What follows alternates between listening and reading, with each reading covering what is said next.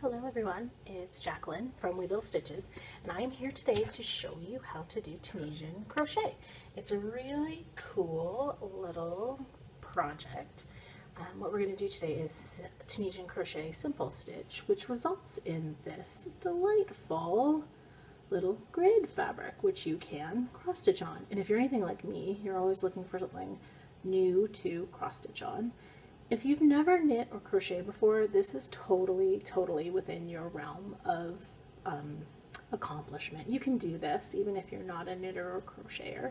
If you are a knitter and or crocheter, then this is going to be really easy for you actually, because it's quite, it's like a weird marriage of both. So I think you're going to find it quite enjoyable. If you've been following me on Instagram, you've seen some of the projects that I've been making with Tunisian crochet lately. It's really fun. You're going to love it, I promise. So what we're going to need to make this little piece of swatch test fabric is we're going to need some worsted weight yarn. I'm just using regular old knit picks. This just happens to be what I had in my stash, this wool of the Andes, but you don't have to use wool. You could use acrylic if that's what you have. And you're going to need a Tunisian crochet hook. Tunisian crochet hooks are different from regular crochet hooks. They come in two forms. There's this one, which looks like a traditional knitting needle, except that it has a little crochet hook here at the end, but it's long and it has this little stopper to keep your stitches from slipping off the end. Or they also make these really cool ones that are sort of look more like what you would consider a regular crochet hook, but they have this long tail that attaches. This one is actually interchangeable. It's from Knit Picks as well as the yarn, and it's called their interchangeable crochet hook. And if you already own their interchangeable knitting needle set, this is a great option for you because you can use the same cords and stoppers that come with the knitting needles you may already have. They just screw on. You can add different lengths of cord, you can buy different sizes of crochet hook. So you sort of make the Tunisian crochet hook size that you need. For this particular project, actually, this tail is way too long, but it's the only short one I had kicking around. So that's what we're going to use today.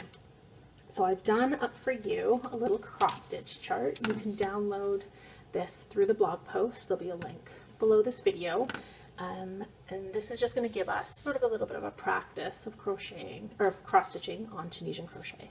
So what we need to do is create our base fabric, this piece that we can then cross stitch on. So to do that, I'm going to use my interchangeable crochet hook and my yarn. Worsted weight yarn. When you buy yarn, usually when you're knitting or crocheting a project, on the ball band it tells you the weight of the yarn and then what size needle or hook it recommends that you use. With Tunisian crochet, this is kind of the weird caveat, but I recommend going up a couple of needle sizes. So this particular yarn recommends that we use from a 6 to a 9 needle. It's actually quite a fine worsted weight. I feel it's a little bit finer than usual. So I would use usually a 6, which I think is about 4 millimeters. The numbering system is weird. I don't know who thought of it. But in this case, we want to keep our fabric a little bit more loose.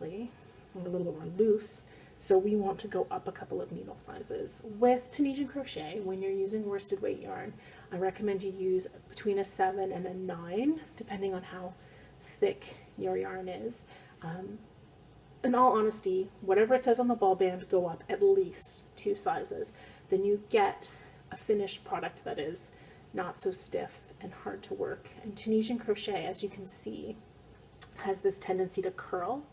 But by using a bigger needle, bigger hook, really, you combat the curl a little bit. We're also going to need to block it at the end, but we'll talk about that when we get to that point. So we've got our hook. In this case, I'm using a 7 millimeter. I've got my cord and my stopper attached, and this is our yarn. So what we need to do is, our chart is 17 stitches wide, so we're going to need to do a starting chain. I'm just going to put in a slip knot. There's a little loop here. If you knit or crochet already, you already know this. I'm just going to attach this loop to the hook, and we're going to chain 17 stitches plus 1. With Tunisian crochet, you always want 1 extra stitch more than you've been told, or more than this is on your chart here, because there's always going to be one loop left on the hook. So you need an extra one, obviously, or you won't have enough stitches. So we're just going to chain 17. So 1, 2, 3, 4, whoops, there we go, 5, 6, 7, 8, 9, 10, 11, oh my goodness, 12, 13, 14, 15, 16, 17, and our extra is 18. Now, you can see here, I've made my starting chain loose, but not too loose, because we need to work into this chain. So we need to have a little bit of extra wiggle room. Now, if we look at this, we can see this is what we would consider the front of the chain. It makes these little pretty V's, very nice. But what we want to do is we want to pick up our stitches from the back of our chain. So I'm just going to flip the chain over, and as you can see, there are these delightful little bumps here that are sort of between the front and the back. So what we want to do is pick up our stitches by going through this bump with our needle, or our hook, I don't know why I want to call it a needle, yarn over, and pull up a loop. If you've done a provisional cast on in knitting, then you've already done this. If you're a crocheter, then you understand what it's like to pick up stitches through a chain. So we're just going to go through the back. It's a little bit unusual, but it gives us a nice edge. So through this back loop, and this is where fingernails come in handy. This is actually the hardest part, I swear, of Tunisian crochet, through the back loop. Now when you're adding loops to your hook, you want to make sure that they're going to slide freely, but also that they're not too loose. So they need to conform to the diameter of your hook without being super tight where you can't move them, or without being all loosey-goosey and sloppy. So we're just going to finish picking up our stitches through this weird back bump, yarn over, pull up a loop. If you've made your starting chain too tight, just go back, rip it out, and start again. If it's too tight, you won't be able to do this at all, and you'll be super frustrated. So just, cut yourself some slack. Some of them are easier than others. Really, this is the most tedious part of the whole process. Ugh. And unlike crochet, you can't really do a foundation chain, unfortunately. You have to do it this way, through the back bump. See, this, I should have done this ahead of time, then I wouldn't bore you so much, but I do want you to see it, because obviously, if you can't get this step, you won't be able to do any of the following ones. Through the back bump, yarn over, pull up a loop. I'll only have a few more to do, so just bear with me. Through the back, pull up a loop, through the back bump, yarn over, loop, check to make sure they move, yarn over, oops, through the back bump, yarn over, through the back bump, yarn over. Sorry, I'm sort of moving off camera here. That's not very good. Through the back bump. Honestly, this is the part that takes the most time. Once you get this done, you're good to go. You can just fly through the rest of it. Come on, you. Ugh, I hate this part. It's so silly that this is the most pain in the butt part, and it's the part that comes first. Through the back bump. Yarn over, pull up a loop. One more, thankfully, just one more, through the back bump, and pull up a loop. Okay, we got them all on there, yay. I'm just going to count them to make sure I actually did get them all. So we should have 18, so 2, 4, 6, 8, 10, 12, 14, 16, 18, yay. Okay, so the reason why I wanted you to pick up those stitches through the back bump is then you get this nice little pretty cast on edge, which is delightful. Okay, so here's the thing about Tunisian crochet, everybody. If you're a knitter or a crocheter, you're used to working a row and then flipping the piece over and working the back and then flipping it, so you're always flipping it back and forth. But with Tunisian crochet, we don't do that. We always work with the front side of the work facing us. So in order to accommodate that, every row is made up of 2 passes. There's the first pass, or what's known as the forward pass that we just did, where we pick up stitches and put them on the hook. And then there's the reverse pass from left to right, where we work these loops off of the hook.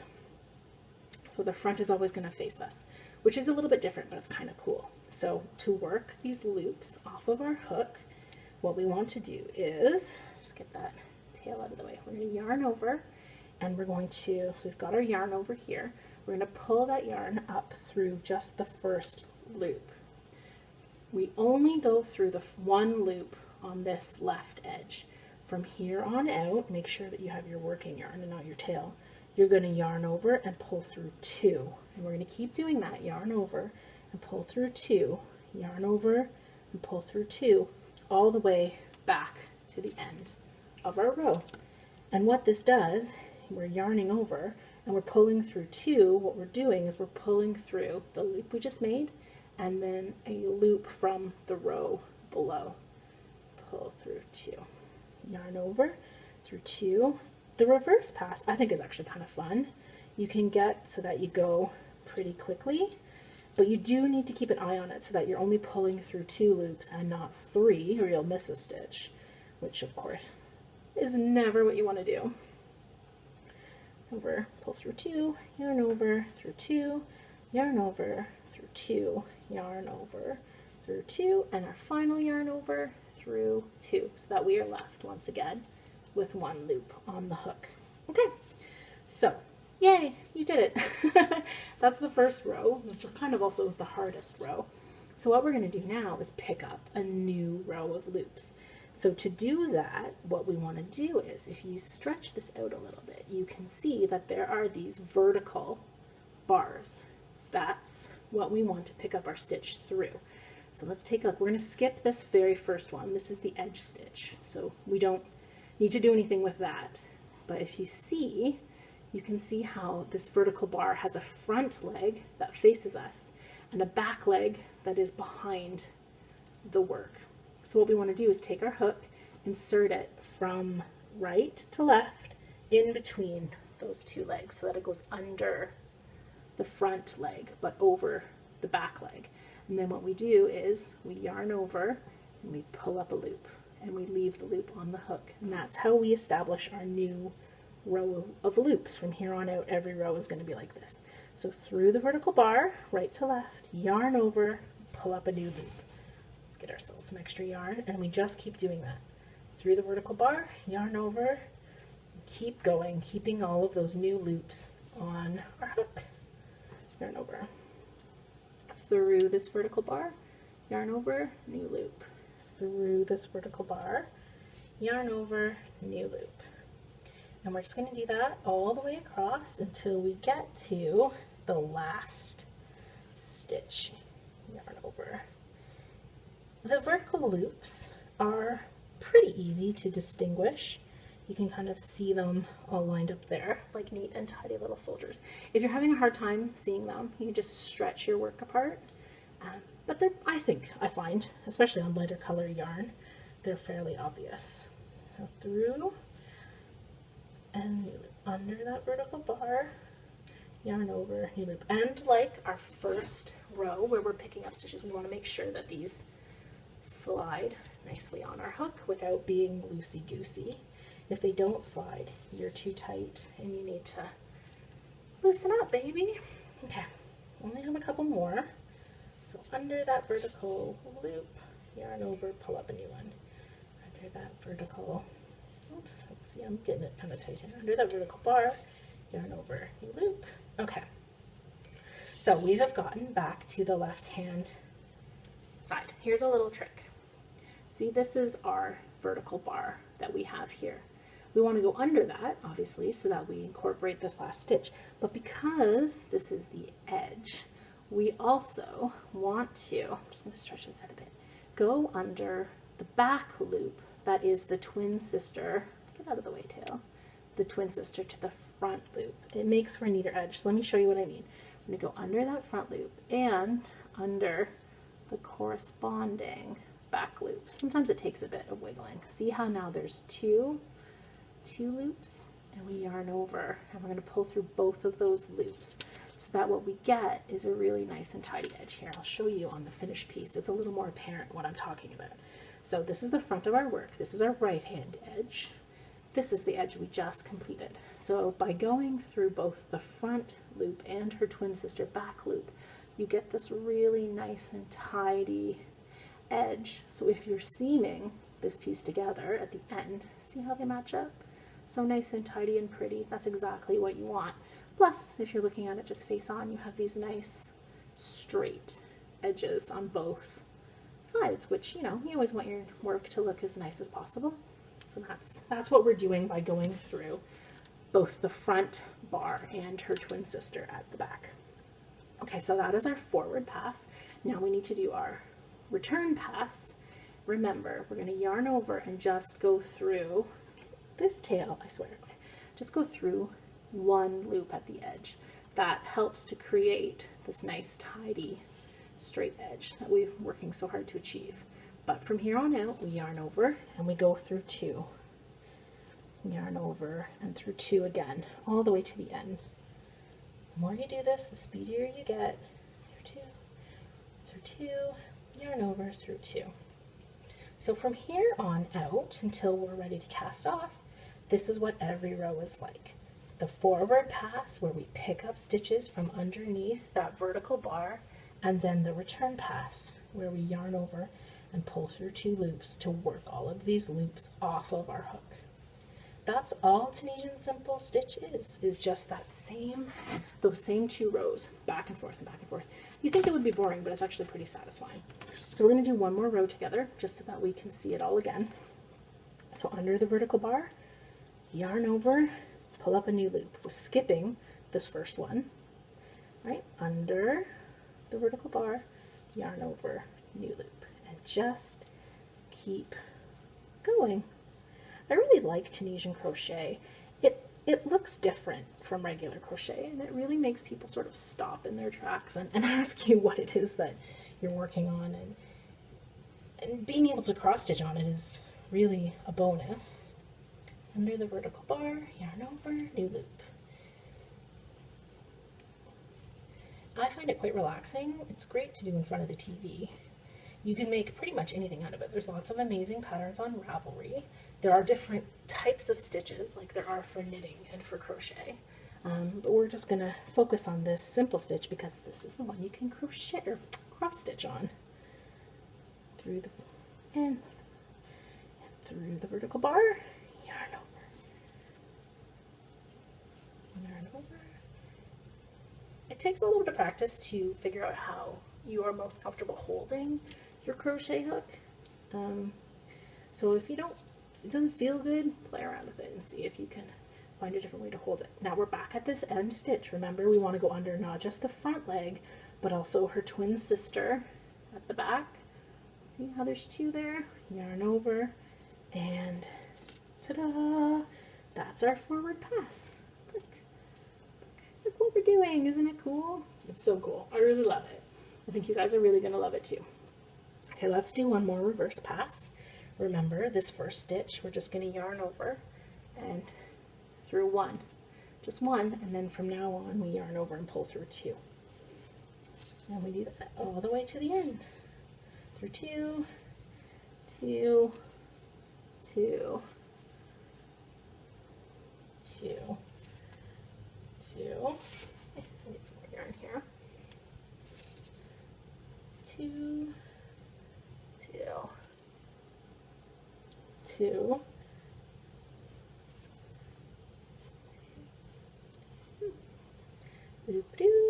2, 2, and through our last 2. Okay.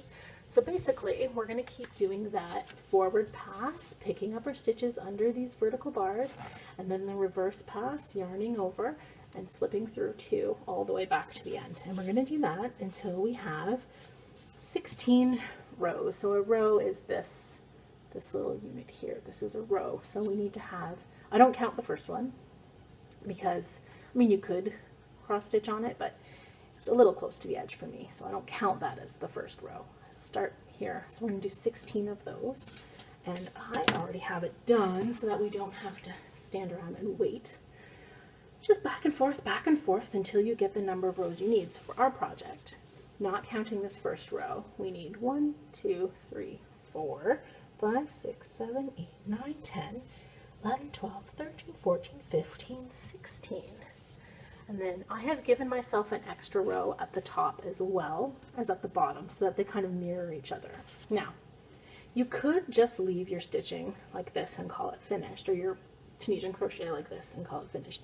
But I think this top edge looks a little bit messy. It's a bit loosey-goosey. It's not as pretty as it could be. So what we're going to do is finish it off and what a knitter or a crocheter would know sort of as a cast off. So what we're going to do is skip the first one. We're going to put, just like a forward pass, we're going to put our hook through the vertical bar, yarn over, and instead of pulling through just one, we're going to pull through both loops on our hook, making basically what is a slip stitch. And that is how we work our way across the top. So under the vertical bar, yarn over and pull through both loops. Under the vertical bar, pull through both. And we're just going to do that all the way across, keeping this loose enough so that it doesn't scrunch this top row. Under the vertical bar, pull through both loops. And we're just going to go all the way across with this. Pull through both. It's actually, I think, out of all of the casts off, especially knitters would think this was super easy compared to what you often have to do to cast off of a project.